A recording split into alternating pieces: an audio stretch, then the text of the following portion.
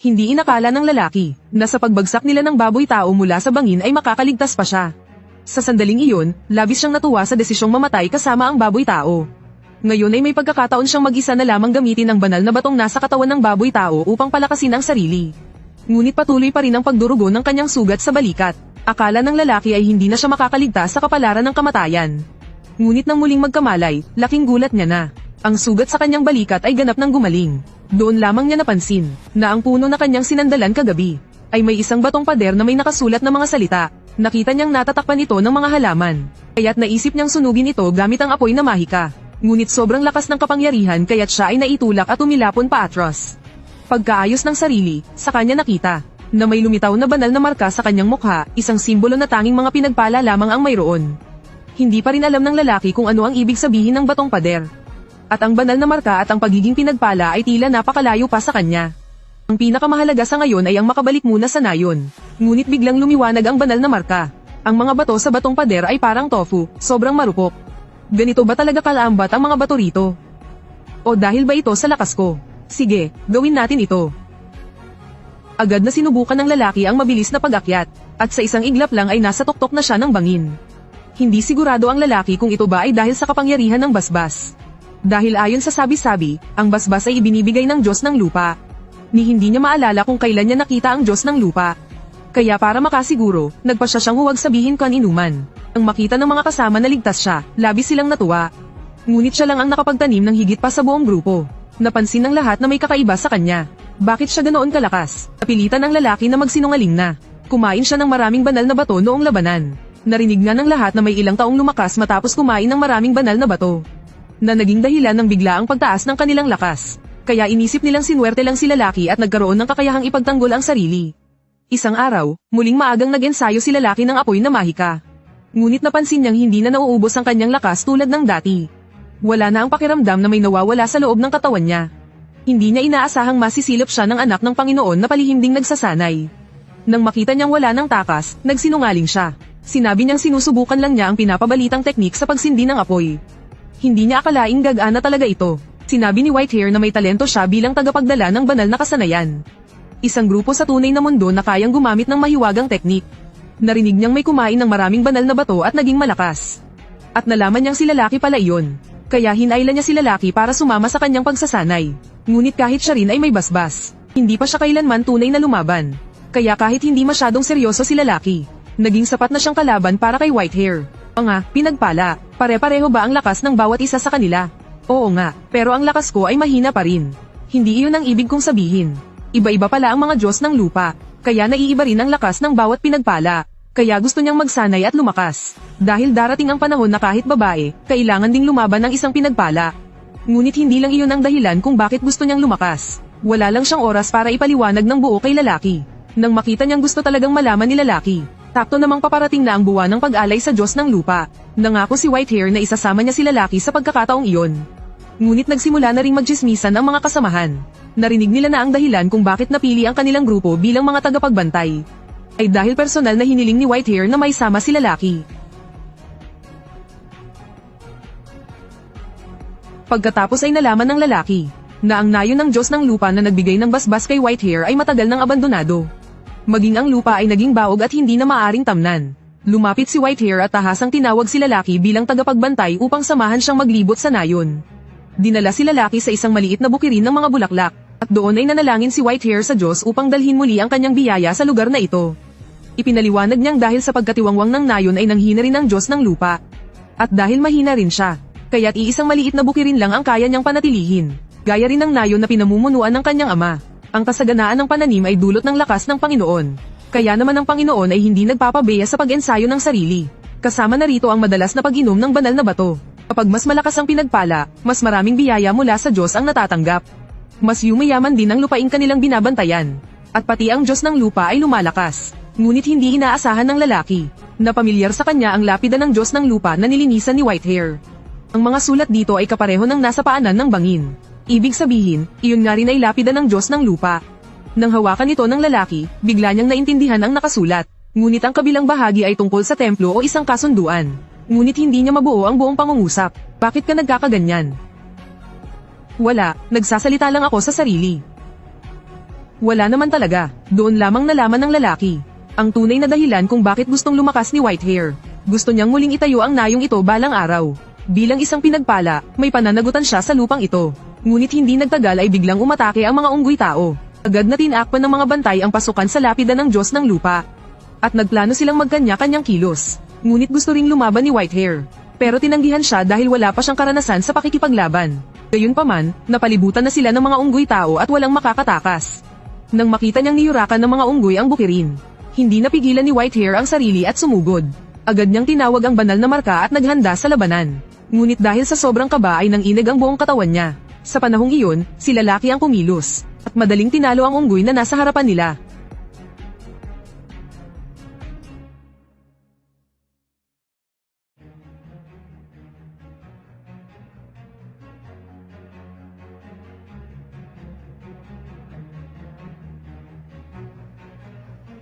Ayos ka lang ba, Ginang? Yoji. Hindi akala ni lalaki, na sa pagtatangkang mamatay kasama ang baboy tao, ay mahuhulog siya sa bangin ngunit mananatiling buhay. At sa halip ay makakamit pa ang basbas ng pinakamakapangyarihang Diyos. Gamit ang lakas na ito, nailigtas niya ang babae, at naprotektahan ang anak ng Panginoon mula sa mga unggoy tao. Mula noon, napalapit na sa kanya si Whitehair. Araw-araw na siyang hinahamon sa sparring. Dahil dito, nakaramdam ng selos ang babaeng may lihim na pagtingin sa kanya. Isang araw, naghanap siya ng dahilan para abutan ng tubig si lalaki. Ngunit tinukso siya ng kaibigan na huwag magpatumpik-tumpik sa panliligaw. Ngunit bigla na lang, may narinig silang huni ng ibon mula sa langit. Kapareho ito ng huni ng ibon na narinig niya noong nahulog siya sa bangin. Kaya naisip ng lalaki na muling bumalik sa bangin. Hindi niya inaasahan na kayanan niyang tumalon ng mataas at tumawid sa pader ng madali. At gumalaw siya ng magaan na parang ibon, kasing bilis ng hangin. Sa di maipaliwanag na dahilan, pakiramdam niya ay tinatawag siya ng bangin. Kaya bumalik siya sa harap ng lapida ng Diyos ng lupa sa loob ng bangin. At taus-pusong nagpasalamat sa Diyos hindi lamang sa pagligtas sa kanya, kundi pati na rin sa pagbibigay ng basbas. Hindi makapaniwala si lalaki, kahit sobrang dilim ng gabi. Nakakakita pa rin siya ng malinaw. May sapat na pagkain at tubig sa loob ng bangin. Kaya't naisip niyang manirahan na lang dito. Agad niyang isinakatuparan ang plano. Nagsimula siyang magputol ng kahoy upang magtayo ng bahay. Ngunit hindi sapat ang kanyang maliit na kutsilyo upang magputol ng puno. Kaya't napilitan siyang gumamit ng mahika.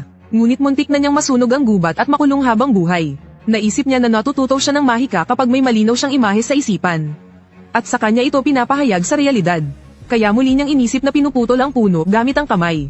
Bigla namang pumasok sa kanyang isipan ang mga konsepto ng molekular na koneksyon na hindi niya maunawaan.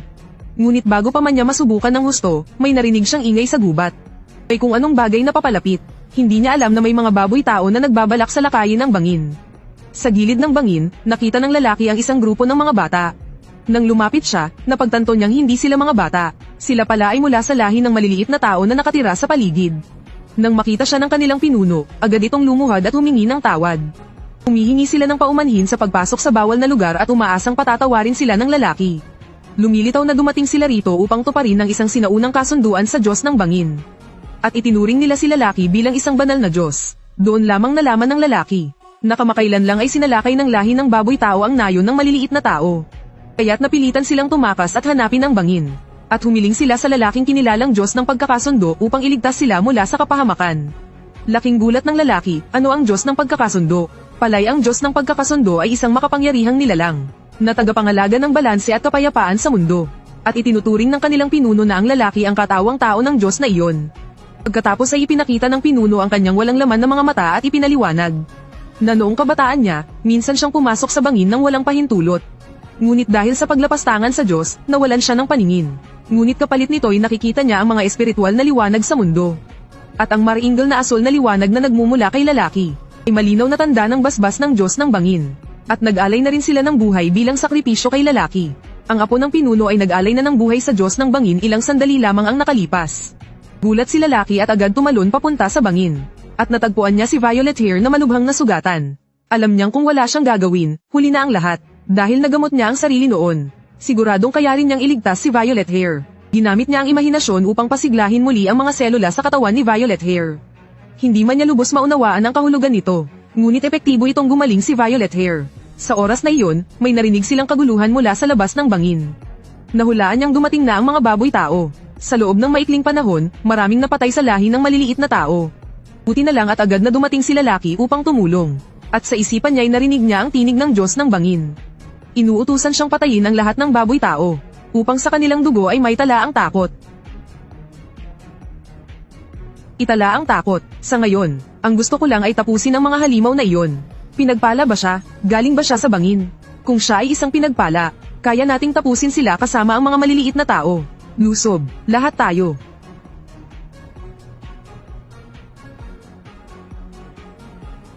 Hindi nagtagal, isa na lang ang natirang baboy tao. Nagmakaawa ito, nagsabing hindi na mauulit. Ngunit mula nang pasukin nila ang bangin, nakasulat na ang kanilang kapalaran. Para sa kapayapaan ng bangin. Papatayin kita ngayon. Anong? Ito ang aking bangin. Maawa ka. Alam ng baboy tao na wala na siyang pag-asa.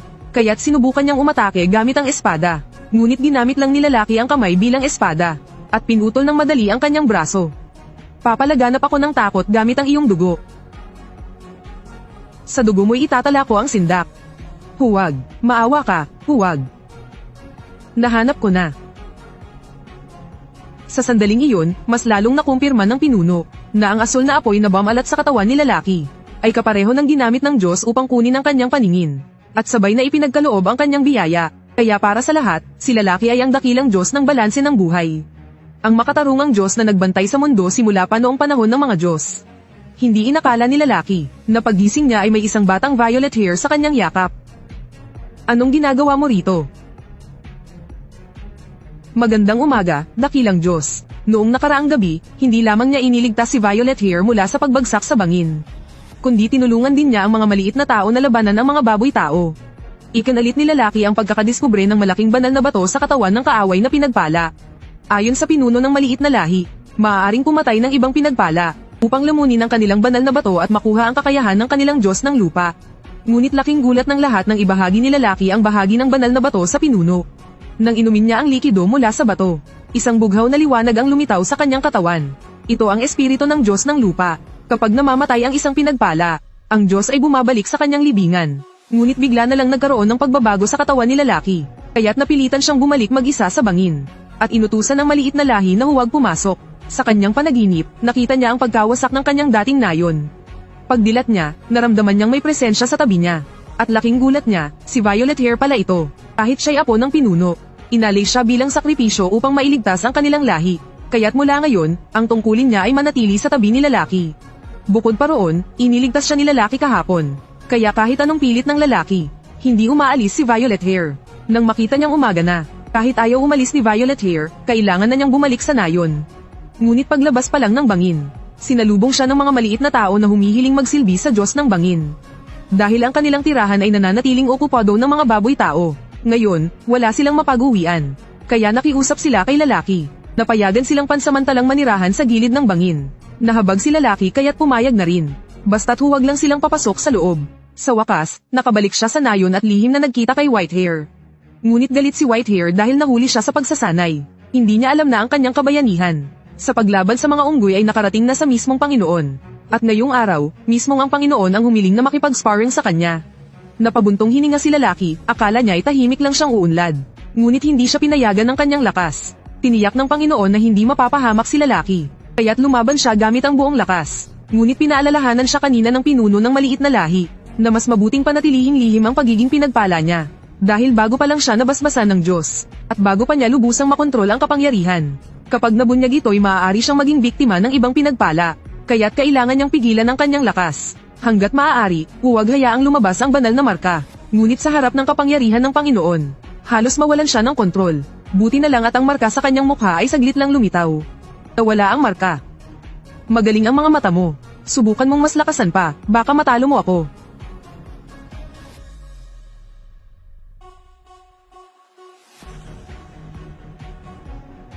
Nang biglang yakapin ni lalaki ang binti ng Panginoon, lahat ng nanonood ay tulalang napatigil. Sa huli, dahil sa lakas ng Panginoon, tumilapon si lalaki sa ere.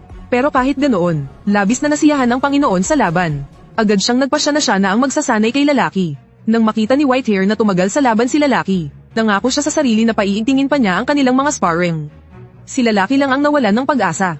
Kinagabihan, sa wakas ay nakatakas siya pabalik sa bangin. At laking gulat niya, si Violet Hair ay mag-isa nang nagtayo ng bahay sa bangin. Nang makita niyang dumating si lalaki, agad siyang naghain ng masaganang pagkain. Hindi na nakapagpigil si lalaki, agad siyang kumain ng sabik. Masarap ba, o dakilang Diyos?